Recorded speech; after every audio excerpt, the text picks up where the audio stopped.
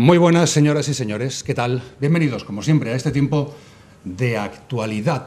Hoy es para nosotros un placer compartir con usted esta charla de algo más de media hora con la consellera de Bienestar Social de la Generalitat Valenciana, doña Asunción Sánchez Zaplana. Muy buenos días y bienvenida de nuevo. Pues muy buenos días y muchas gracias de nuevo. ¿Qué tal? Muy bien. Hemos tenido el pasado fin de semana el carnaval, el pasado domingo tuvimos el Día Internacional de los Niños con Cáncer. Estamos a menos casi ya de 100 días para las elecciones del próximo 24 de mayo. Por comenzar la conversación en un punto concreto, ¿qué balance podemos hacer de esta legislatura? Bueno, yo tengo que hacer quizás dos balances en este caso. El primer balance, bueno, pues que fue el tiempo que yo estuve en la responsabilidad que tenía en el Ayuntamiento de Alicante como teniente de alcalde de Servicios Sociales y de Medio Ambiente, y los más de 2 años que llevo como consellera del Gobierno valenciano responsable de las políticas de bienestar social. Y ambos balances le tengo que decir, don César, que por mi parte son positivos a pesar de las circunstancias tan complicadas. Son positivos por lo que he podido aprender, son positivos por la gente a la que he podido conocer, los colectivos con los que he podido trabajar, porque a mí me ha resultado sobre todo muy enriquecedor. Cierto que son tiempos muy difíciles, es verdad que nos hemos tenido que enfrentar, sobre todo la ciudadanía y muchos de los colectivos con los que yo trabajo, por supuesto, a situaciones pues muy complejas, difíciles de resolver para ellos y para nosotros. Pero al mismo tiempo, como le digo, pues la experiencia de estos últimos, bueno, casi 4 años, porque prácticamente está ahí esos 100 días que faltan para el mes de mayo, yo sí que diría que es positiva y que, bueno, pues que repetiría esta experiencia siempre. Este año, en comparación con los anteriores, a la hora de trabajar vamos a tener más dinero los valencianos y su consellería, que es la que el señor Moragues más partida presupuestaria destinó desde la Consellería de Hacienda. ¿Para qué nuevos proyectos van a dar ese plus económico?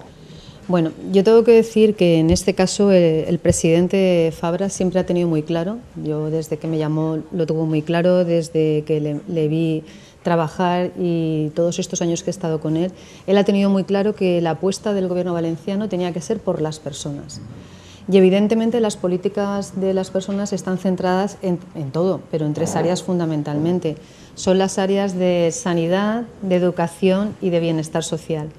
Y es cierto que el presidente y bueno, todo su gobierno, pero con él al frente, que ha sido quien ha tomado pues, la decisión y las decisiones muy complicadas durante mucho tiempo de tener que elegir a veces, incluso si bueno, pues poder destinar los fondos que teníamos, los escasos fondos al principio y un poquito más de dinero, como decía usted, en este último año, a un sector de trabajo o a otro sector de trabajo. En este caso y concretamente, en el año 2015, el presupuesto del área que yo dirijo, de bienestar social, como le digo, con esa apuesta decidida por las personas, ha crecido.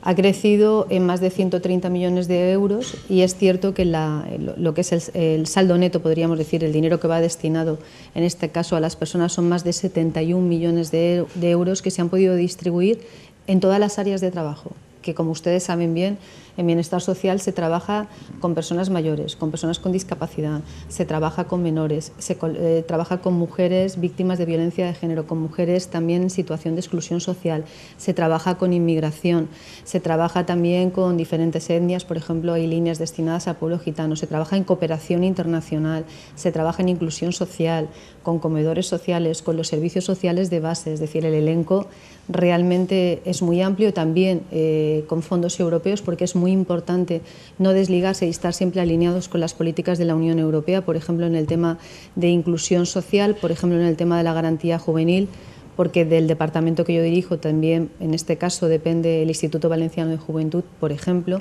y en todas las áreas que me competen ha habido un pequeño incremento, pero hay que decir, porque es cierto, que el incremento más importante ha ido destinado a las personas, en este caso con dependencia. Y cuando hablo de personas con dependencia, ya lo dije otra vez y lo dije en su emisora, en esta cadena, que las personas con dependencia son personas mayores y personas con discapacidad, porque desde que en el año 2006 se aprobó la Ley de Autonomía Personal, conocida como la Ley de Dependencia, se igualó en la misma ley a las personas que podían sufrir algún tipo de discapacidad física, psíquica o intelectual, o también las personas, en este caso mayores, que podían tener una situación de dependencia. Es cierto que este área es la que se ha llevado el incremento más importante porque además era necesario y porque además el Gobierno valenciano, como le digo, y el presidente Fabra en este caso lo tuvo muy claro. Había que introducir dentro del sistema de dependencia a más de 18.000 personas y ya a final de año se hizo una modificación presupuestaria para poder incluir más de 7.000 personas y durante el año 2015 se van a introducir 11.000 personas en el sistema de dependencia. Estamos atendiendo más de 43.000 personas en este momento y esperamos acabar el año, lógicamente, con más de 50.000 personas, que es un número que se dice pronto, pero que detrás lleva pues mucho trabajo, un esfuerzo, como le digo, económico y una elección. Y la elección es trabajar, en este caso, por las personas que más lo necesitan, por las personas con discapacidad, con las personas mayores, sin olvidar también todas las demás áreas que dependen de bienestar social, todos los demás departamentos, direcciones generales, etcétera, que también han tenido incremento. Por ejemplo, una que sí que quiero destacar es la renta garantizada de ciudadanía, también conocidas como rentas mínimas de inserción, que este año ha crecido casi 6 millones de euros. Hablamos de millones de euros y a veces, bueno, los que somos de una época anterior, traducimos 1.000 millones de pesetas y así tenemos más claro de qué cantidad estamos hablando. Pues la renta garantizada de ciudadanía lo que va a permitir es a aquellas familias, a aquellas personas que están en una situación también de necesidad pues para hacer frente a pagos, para hacer frente a aquellas ayudas que les facilitan el poder salir adelante, el que se incremente el número de personas que puedan recibir esta ayuda mensual que está estipulada, que la trabajen desde los servicios sociales de base y se hace cargo de ella la autonomía. Dos cuestiones en una. Por un lado, ¿es consciente el ciudadano de la Comunidad Valenciana de hasta dónde llega su consellería por todo el trabajo que tiene? Y dos, de no haber elecciones el 24 de mayo, ¿se habría realizado este aumento económico en su partida? A esa pregunta tengo una respuesta fácil y clara. Sí, aunque no hubiera habido elecciones, porque ya el año pasado, yo sabe usted que llegué en diciembre de 2012 y el presupuesto ya estaba aprobado, porque es la ley que se aprueba en diciembre en las Cortes Valencianas. Pero ya el presupuesto del año 2014 recogía, por ejemplo, una cláusula de afección de ingresos en la que cualquier ayuda adicional, cualquier incremento presupuestario que hubiera de cara a la dependencia, directamente hubiera ido asignado a la dependencia. Esa cláusula, por ejemplo, se ha mantenido. Significa cualquier extraordinario, cualquier ayuda que llegara del Estado, cualquier reordenación del presupuesto que se hiciera, iría destinado siempre a las personas, en este caso, personas discapacitadas, personas mayores, las personas con dependencia. Con lo cual ya lo recogía el presupuesto de 2014. Para poder hacer un presupuesto en 2015 que recogiera este incremento presupuestario hemos tenido que trabajar mucho el año pasado. Por ejemplo, como le he indicado, a finales de año pudieron introducirse en el sistema 7.000 personas más. Eso se hizo gracias a una modificación presupuestaria. Por ejemplo, ha habido que estar trabajando en los últimos años, que es verdad que al principio de legislatura hubo que hacer determinados ajustes en el presupuesto de todas las áreas, incluida la de bienestar social, pero se ha estado trabajando para poder llegar a este año y decir, vamos a abrir 22 centros nuevos, tanto de personas mayores como de personas con discapacidad. Vamos a mantener, por ejemplo, e incluso a incrementar las ayudas a los municipios dentro de lo que se llamaba el antiguo plan concertado, para que puedan mantener sus equipos sociales de base, que era una preocupación grande que tenían, y ya se introdujeron el año pasado lo que se llaman líneas de trabajo nominativas con todos y cada uno de los municipios, que en este caso gestionan o tienen la competencia de los servicios sociales de base. Es decir, para llegar al momento en el que nos encontramos ha habido que trabajar mucho y ha habido que, ¿cómo le diría yo?, organizar toda la Generalitat en torno a las políticas de las personas. Sanidad también ha tenido un pequeño incremento, educación no solo ha mantenido, sino que ha crecido también, por ejemplo, en el sistema de becas de comedor, becas de transporte, becas a las familias que más lo necesitan también en este caso, que están en una situación más desfavorecida. Todas las áreas de esta manera trabajan coordinada. Recientemente, por ejemplo, las ayudas que se han otorgado a los centros especiales de empleo desde la Consellería de Empleo y Economía y Empleo. Por ejemplo, pues estos son diferentes tipos de ayudas que no están solo centradas en bienestar social, sino que van dedicadas a las personas y se ha podido hacer porque se ha trabajado bien. Se ha podido hacer el pago, por ejemplo, todos los pagos que se debían con el plan de pago a proveedores, con el FLAC, son ayudas que hemos podido tener del Estado central, del Gobierno central, y esto lo organiza muy bien la Consejería de Hacienda porque estamos trabajando de manera coordinada y como un equipo, como hay que trabajar. Y la primera parte de la pregunta, si el ciudadano de la Comunidad Valenciana es consciente de todo el trabajo y hasta dónde llega su consellería. Bueno, esto es una pregunta un poco más difícil. Yo creo que las áreas de bienestar social, tanto las áreas locales, los ayuntamientos, en el cual, como sabe, tengo cierta experiencia también, como las autonómicas, a veces son invisibles, y me explico. En una época en la que no hubiéramos pasado una crisis tan importante, y usted mismo bueno, pues ha podido seguir el trabajo de bienestar social durante muchos años, estas áreas de servicios sociales se ven menos. No es que sean invisibles, pero tienen menos visibilidad. Cuando llega una época tan complicada como la que hemos vivido en los últimos años, y aprovecho para decir que la crisis no ha sido de los últimos 2 años, la crisis es de bastante tiempo antes, quizás ya en 2007 podríamos hablar que eran los primeros momentos de la crisis, es cuando los servicios sociales, todos los que... Adelante. Claro, no es que den un paso adelante, es que mucha gente se acerca a los servicios sociales. Personas, como hemos dicho muchas veces, y familias que no esperaban nunca, por ejemplo, ir a servicios sociales, cobran un protagonismo en estos momentos más complicados, pero yo siempre he reivindicado que los servicios sociales tienen y han crecido y tienen un papel que tiene que ser siempre fundamental, porque no ha sido solo o no es solamente el trabajo con aquellas familias o aquellas situaciones de exclusión social, sino, como le he dicho, estamos trabajando con todos los sectores. Yo creo que en los últimos 20 años los servicios sociales en España se han profesionalizado, están dotados de equipos que tienen además diferentes perfiles, desde psicólogos, terapeutas ocupacionales, técnicos en animación sociocultural, trabajadores sociales, pero ya equipos muy completos que pueden trabajar con muchas materias muy diferentes. Por eso yo reivindico también el papel de los servicios sociales, de los equipos sociales, tanto de base como especializados en este caso, porque aunque se nos vea más en una época de crisis, sea una época o sea otra, los servicios sociales siempre son necesarios. Y como le digo, en los últimos 20 años han sabido crecer, han sabido dotarse de esa profesionalidad que siempre han tenido, pero que yo ahora pues aprovecho este momento también para reivindicar y reconocérselo, claro. Me ha nombrado muchos colectivos. Este pasado domingo tuvo lugar el Día Internacional de los Niños con Cáncer y un acto se celebró aquí en la explanada de España, en Alicante. ¿Qué tal fue? ¿Cómo se desarrolló? Pues el acto muy bien, esta pulsera es de este acto, Juntos y Adelante, que es lo que los niños y la asociación con sus padres y los propios niños afectados al frente, uno de los mensajes que querían lanzar, se leyó un manifiesto que se lee en todas las ciudades que tienen una asociación, en este caso es Aspanion, que sabe usted que lleva ya 30 años, que se dice pronto, 30 años de gestión en la Comunidad Valenciana y en la provincia de Alicante, y aprovecho para hacer un paréntesis para felicitarles porque este año pudieron recibir el premio el 9 de octubre, el reconocimiento de toda la Generalitat, en realidad el reconocimiento de todo el pueblo valenciano a ese trabajo serio, a esos 30 años de compromiso con las familias y con los niños afectados, en este caso por el cáncer infantil.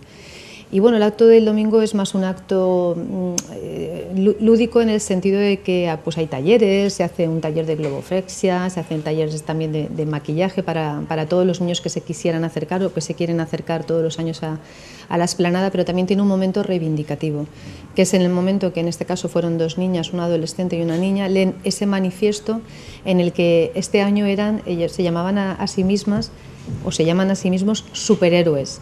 Y decían que tienen magia, cosa que yo he comprobado muchas veces, que tienen poderes mágicos y son capaces de conseguirlo casi todo. Ese era el manifiesto de este año, estaba centrado en ese papel de los niños y bueno, pues yo creo que hay que reconocer el trabajo serio, en este caso de Aspanion, de la cual yo pues me siento muy orgullosa de haber participado con ellos los últimos 16 años, de haberles visto crecer, de haberles visto reivindicar, porque el trabajar de manera conjunta con las administraciones, en este caso sanitaria, educativa y social, no quiere decir que ellos no sigan solicitando mejor calidad de vida, mejores tratamientos, mejores diagnósticos para sus niños, porque lo siguen haciendo, pero también es cierto que de una manera coordinada y de una manera consensuada con las administraciones. Es un claro ejemplo el caso de los niños con cáncer de la intervención dentro de la administración de 3 áreas de trabajo.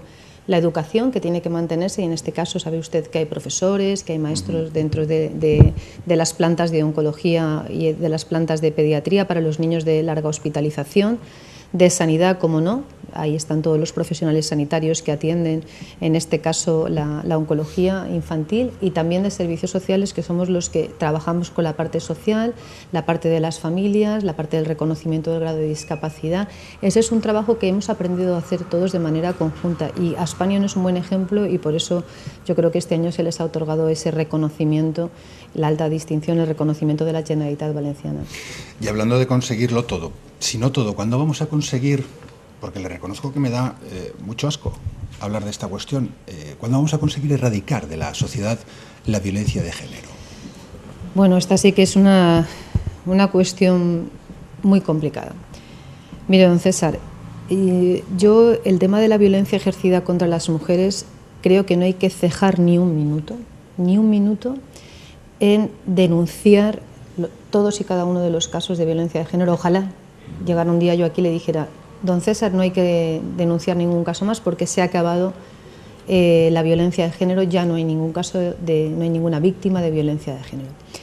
Es un problema también que tiene muchas dimensiones, y de nuevo volvemos a la palabra coordinación y colaboración, no solo de diferentes administraciones, sino de toda la sociedad. En este caso sí que toda la sociedad está implicada, en todos los casos sociales, pero en este caso también, porque cualquier persona que sepa que hay un caso de violencia de género, cualquier persona que sospeche, tiene que animar a esa presunta víctima a presentar una denuncia. ¿Por qué digo esto? Porque sin denuncia no podemos iniciar ningún procedimiento, y lo hemos visto en los últimos casos, desgraciadamente. Si no hay una denuncia interpuesta, si no hay un procedimiento que se ha iniciado, la administración y el resto de la sociedad no conoce que está sucediendo unos presuntos abusos o unos abusos, o una situación de maltrato físico, psíquico o emocional. La denuncia como primer paso, la prevención también. Y la prevención es desde el ámbito, desde los primeros años, desde el ámbito escolar. Nosotros estamos trabajando como autonomía dentro de, por ejemplo, los institutos, la enseñanza secundaria. Estamos trabajando en campañas, como sabe usted, la última que hicimos con el día 25 de noviembre, la campaña Fem Realitat, que nos unimos a toda una corriente que había desde Naciones Unidas, que nos pedía que saliéramos pues con unos colores determinados, en este caso era el color naranja, a denunciar y a poder poner sobre la mesa la situación de muchas mujeres en todo el mundo. Pero como le digo, tenemos que estar unidos. Y yo jamás he hecho, nunca lo he hecho y no lo voy a hacer, jamás he hecho bandera política del tema de la violencia de género, porque creo que es un tema en el que todos tenemos que estar unidos. Dicho la prevención, dicho la denuncia, tienen que estar los recursos de atención.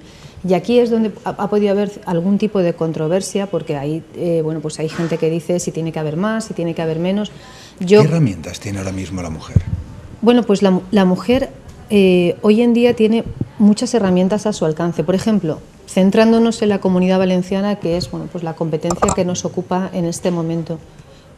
Tenemos los centros Mujer 24 horas. Hay un centro Mujer 24 horas por cada provincia, más el centro Mujer 24 horas de Denia. Hay 4 centros Mujer 24 horas que están abiertos 24 horas al día, 365 días al año. Y cuando digo están abiertos, no es que se abre la puerta y hay un servicio de nuevas tecnologías, no, presencial, con equipos profesionales, con equipos, como le he dicho antes, de personas, de mujeres preparadas para atender a todas aquellas víctimas que hayan sufrido cualquier tipo de abuso, de acoso, etc. Y esos servicios no se cierran ningún día del año, a pesar de que en los últimos años, evidentemente, puesto que se han puesto en marcha otro tipo de recursos también, pues por ejemplo, a partir de las 6-7 de la tarde baja el número de personas que se pueden acercar a un recurso, pero aún así quisimos mantener ese recurso abierto, por la mañana, por la tarde, por la noche, de madrugada, todo el día. Pero además de este servicio, que atendió el año pasado aproximadamente unas 2.187 mujeres de manera presencial, que fueron solas o acompañadas de familiares o amigos a hacer una consulta, a saber cómo presentar una denuncia, a cualquier tipo de gestión. También hay un teléfono específico, hay teléfonos, tenemos teléfonos las autonomías, como todos sabemos también el teléfono del Estado, y lo que hacemos es, con todos los recursos, sumando los recursos, conseguir que las mujeres sepan que pueden acudir que pueden acudir a su ayuntamiento, que pueden acudir a los centros Mujer 24 horas, que pueden acudir a los servicios especializados, por ejemplo, de la Policía, de la Policía Nacional, de la Guardia Civil y de muchas policías locales, como es el caso, por ejemplo, de Alicante o el caso de Valencia, que tienen servicios especializados dentro incluso de la policía local. Es decir, el elenco de lugares a los que se puede acudir hoy en día es muy amplio. La atención telefónica, la atención de nuevas tecnologías, la atención presencial. Pero claro, muchas veces la mujer se encuentra sola y la mujer necesita saber que no está sola, necesita saber que del maltrato se sale. Eso lo hemos comprobado con asociaciones, por ejemplo, de mujeres supervivientes que estuvieron con nosotras el año pasado en el primer Congreso Internacional de Mujeres Supervivientes, que nació a raíz de la Fundación Ana Bella. Está formada por mujeres que han sido víctimas de violencia, pero que ellas a sí mismas no quieren ser llamadas víctimas. De hecho, llevan una camiseta que lleva tachada la palabra víctima y pone superviviente. ¿Por qué? Porque el mensaje que quieren lanzarle a otras mujeres es: se puede salir de la violencia ejercida contra las mujeres. El primer paso hay que darlo. Sin el primer paso es muy difícil. Pero vas a estar acompañada. Vas a estar acompañada por la administración, vas a estar acompañada por servicios profesionales, vas a tener recursos luego de atención, que es la parte que no hemos hablado. Hay 20 centros, 4 de víctimas en la Comunidad Valenciana, 4 de víctimas con más de 200 plazas para las mujeres y sus hijos, y 16 centros para personas o mujeres, en este caso, que puedan ser también pueden ser víctimas o pueden ser mujeres que están en una situación de exclusión social. Ahí hay más de 400 plazas. Y no ha faltado una plaza, es decir, no ha faltado ningún recurso, ninguna mujer que haya solicitado, que haya necesitado, que se haya derivado a un recurso asistencial residencial, ha dejado de tener esa plaza. Pero como le digo, las mujeres tienen que saber que pueden presentar esa denuncia, que no van a estar solas, que van a estar acompañadas, que hay ayudas económicas, que hay ayuda profesional y que muchas otras mujeres han conseguido romper ese círculo de la violencia y han conseguido tener, con esfuerzo desde luego, pero tener una vida normalizada y sacar a ellas y a sus hijos de estas situaciones que yo creo que además de denunciarlas y además de seguir trabajando, hay que evitarlas con la prevención y con el trabajo diario. Y ojalá de verdad cuanto antes me diga lo que ha comentado antes, de se ha erradicado por fin esta lacra de la sociedad. Vamos a cambiar de aspecto informativo. Otro de los temas que también se están comentando y mucho durante los últimos meses es el copago. ¿Es bueno, malo, necesario? Pues, perdón, tiene una respuesta muy sencilla. Copago ha existido siempre. ¿Qué es el copago? El copago es la participación de los usuarios en los servicios públicos que reciben. Le voy a poner un ejemplo, don César. Las personas mayores que están en servicios residenciales o en servicios de día, las personas mayores que han estado pues, en cualquier geriátrico, en cualquier residencia, antiguamente también en los asilos, hoy ya también reconvertidos en espacios geriátricos, todos hemos sabido toda la vida que las personas mayores participaban con su pensión o con la renta que tuvieran en la plaza pública, en el caso de ser una plaza pública, porque también hay personas que se van a una residencia privada. Eso es el copago, la participación de la persona del servicio público que recibe. ¿Qué pasa en la Comunidad Valenciana? ¿Por qué tanta controversia con el copago? Porque en la Comunidad Valenciana hay copago desde el año 93. En el año 95, un mes antes de las elecciones, se suspende la parte del copago en materia de discapacidad. Entonces había muy poquitos centros. En el año 95, como usted comprenderá, había muy pocos centros de atención a personas con discapacidad. Hoy en día, afortunadamente, en estos últimos 20 años, porque ya son 20 años, se ha crecido mucho y hay muchísimos recursos de todo tipo. Centros de atención temprana, donde los niños de 0 a 6 años reciben atención temprana. Aprovecho para decir, gratuita. No se cobra a ningún menor por la atención temprana. ¿Por qué? Porque los niños no tienen capacidad económica, no tienen una renta individual y por tanto no se puede hacer y no se hace, de hecho, un cobro a los niños en los centros de atención temprana. Los centros, por ejemplo, de enfermos mentales, hay diferentes tipologías. Los CRIS, como el que tenemos, por ejemplo, aquí en Alicante, los CEM, Centros Específicos de Enfermos Mentales, centros de día, mucha tipología. En los CRIS, que es una atención pautada terapéutica, el copago es 0. Ya vamos sumando. Atención temprana, los niños no pagan, las personas con enfermedad mental que tienen una atención, en este caso en un CRIS, tampoco pagan. ¿Quién más no paga? Todas aquellas personas mayores o con discapacidad que estén, por ejemplo, en un centro de día, es decir, reciben atención aproximadamente de 9 a 5 de la tarde, depende, puede ser de 8 y media a 5 y media, de 9 a 4 y media, todos aquellos que estén en centro de día o centro ocupacional y tengan menos de 532 euros al mes, por ejemplo, muchas personas que puedan tener una pensión no contributiva, que es inferior a 500 euros, no pagan nada y reciben la atención diaria, incluida casi siempre el servicio de alimentación, y no pagan absolutamente nada. ¿Qué pasa si una persona tiene 534 euros y va a un centro de día o a un centro ocupacional? Paga 2 euros. Es fácil. 532 no pagas, 534 pagas 2 euros. Así hasta las rentas más altas. ¿Dónde está el copago más alto? En aquellas personas que tienen una renta individual sin incluir el patrimonio más alto.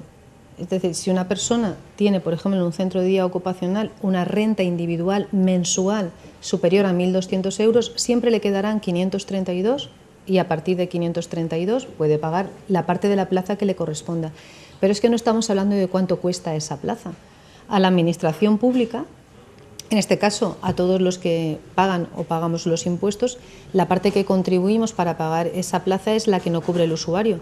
Una plaza en centro de día o en centro ocupacional puede estar por encima de los 1.200 euros, pero en residencia, en la parte residencial, 24 horas al día, 365 días al año, las plazas en función de la tipología de la plaza, que puede ser para persona mayor, para persona con enfermedad mental, para persona con parálisis cerebral, para persona con autismo, pueden ir desde los 1.500 hasta los 3.000 euros. Entonces, cuando una persona está en una plaza residencial, lo que hace es con su renta, igual que cualquier persona mayor ha estado haciendo desde el año 93 y anteriormente en la Comunidad Valenciana y en toda España, contribuir a esa plaza pública con la parte de su renta sin incluir el patrimonio, que pueda hacerlo, quedándole cuando está en residencia un dinero de bolsillo. ¿Un dinero de bolsillo qué es? Que una persona mayor, por ejemplo, le quedarán con las mejoras que hemos introducido hasta 176 euros al mes.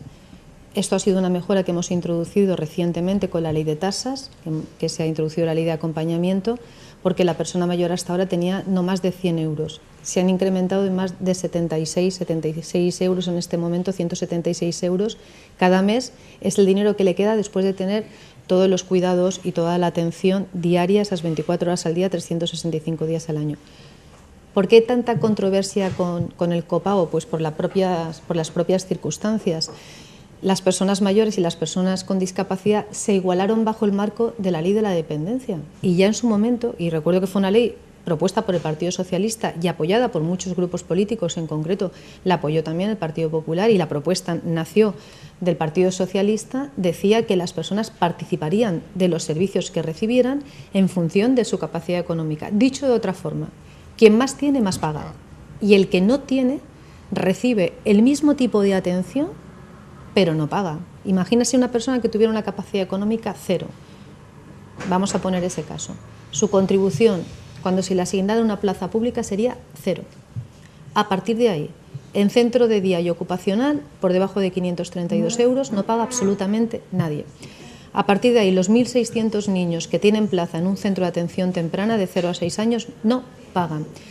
Las personas con enfermedad mental que están, por ejemplo, en un CRIS tampoco pagan. De las 8.000 plazas, por ejemplo, que tenemos en este caso de discapacidad públicas en la Comunidad Valenciana, más de 4.000 plazas son absolutamente gratuitas. No se paga absolutamente nada.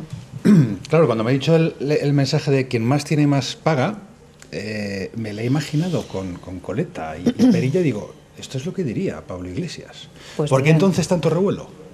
Bueno, pues porque en la Comunidad Valenciana ha habido que adoptar el sistema, un sistema que se había suspendido, como le digo, a un mes de elecciones por el Partido Socialista, solo en la parte de la discapacidad. Pero mire, don César, cuando uno gobierna, cuando es un responsable público, y usted dice que le he recordado a otros partidos, tiene que ser serio.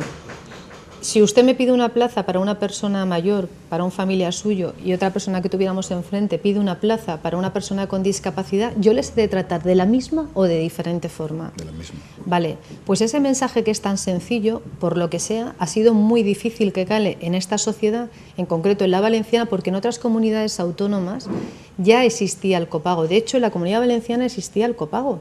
el copago para las personas mayores, y en los centros, como usted sabe, y mucha gente también lo sabrá, en los propios centros que tienen plazas concertadas, plazas públicas con la administración o subvencionadas por la administración, las familias hacían lo que se llamaba una aportación familiar.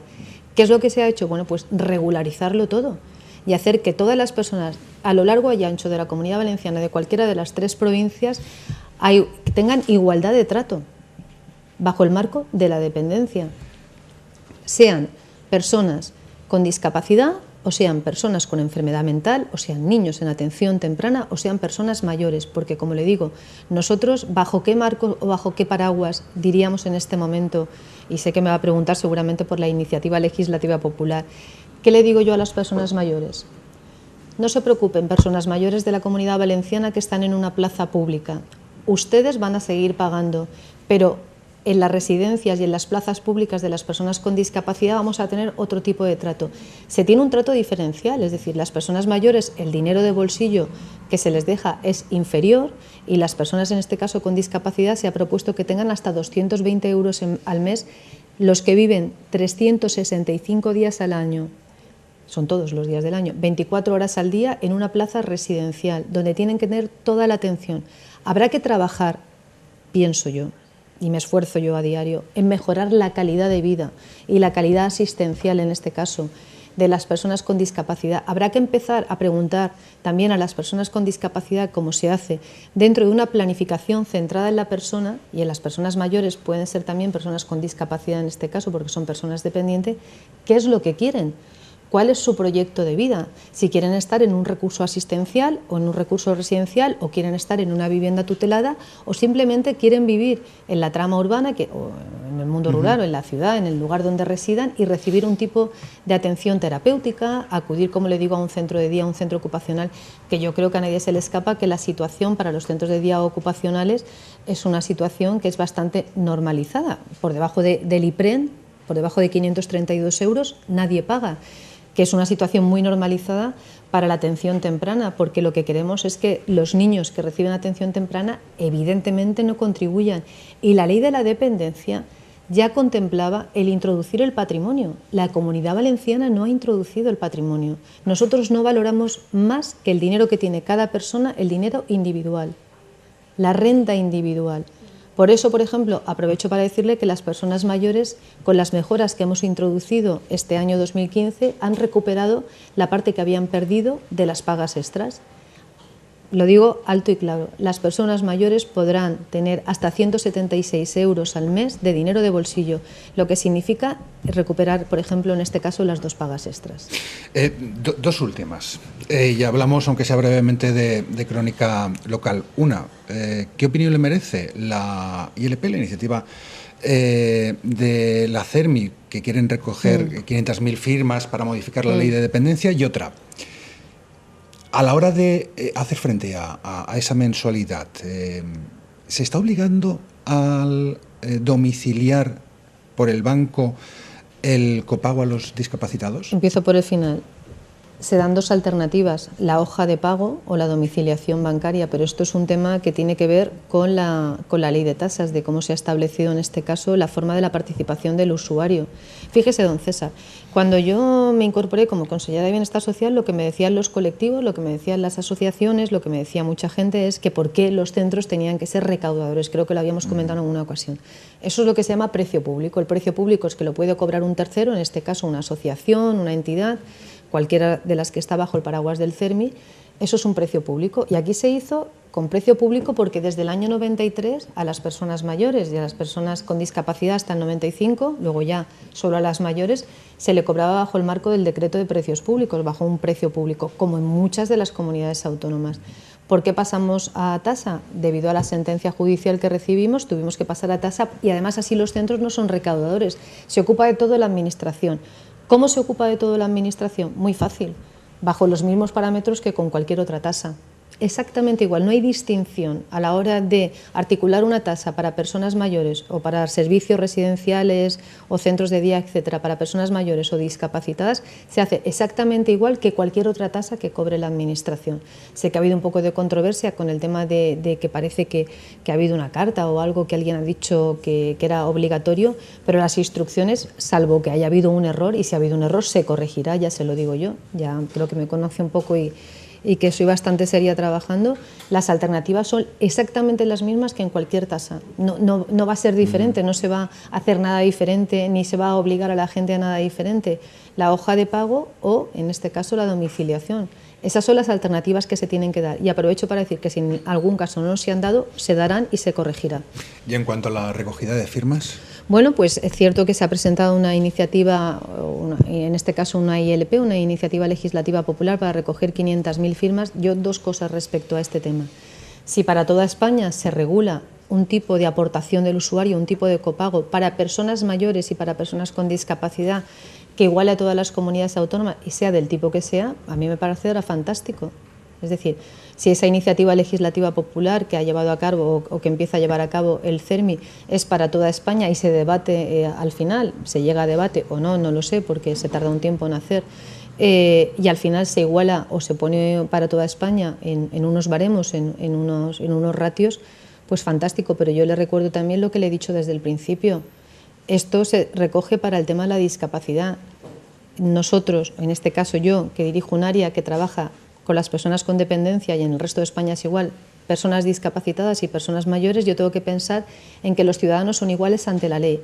Y ante la ley de la dependencia, dependientes son las personas mayores y las personas con discapacidad, con sus características diferenciales, pero evidentemente no puede haber un abismo entre ambas.